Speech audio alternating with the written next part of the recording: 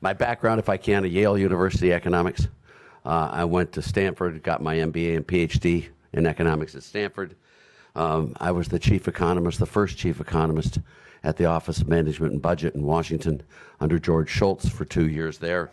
And I was on the President's Economic Policy Advisory Board under Reagan for the full 8 years of his term in office. Collect your tax revenues in the least damaging fashion possible, and you want to spend the proceeds in the most beneficial fashion possible. It's not luck that our state is doing well. Far from it. Far, far from it. We have minimal debt in this state. We have run it very, very well, thanks much to you, to all of you here. You've just done a great job on running on the debt. We have very little debt.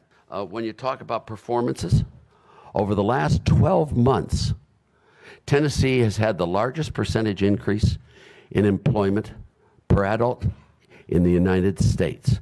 Our growth was 2.2%, or I believe 55.6 thousand new jobs were created in Tennessee in the last 12 months. That is, again, not luck. That is because people are bringing jobs here because it's very attractive and because it's a very low tax state.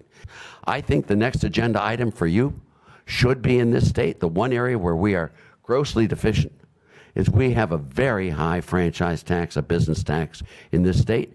And that franchise tax, by the way, if you go back to my book on the wealth of states and look at it and the time series cross-section analysis, if you look at it, a franchise tax is a job killer. It's an attraction killer. What I think you should be doing, as well as spending on highways, I think you need to reduce that franchise tax dramatically. One was about the franchise excise tax. Part of the Improve Act does reduce that. And so you are saying you would agree with that portion of the Improve Act. But yes, I don't have any problem with the gas tax as long as you lower that franchise tax by as much, if not more, right, to create those incentives. Now, a gas tax, I think, is a fairly good tax.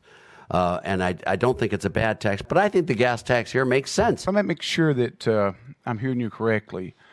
You're here to advocate for a cut in the franchise tax. Is that fair? That is the next tax cut I would do in this state, yes. Okay. And raising taxes on gasoline is a good idea if you offset business taxes. Yeah, to bring jobs. I mean, the best form of welfare and the best form of prosperity is a good high-paying job, and that's exactly what we've been doing in Tennessee.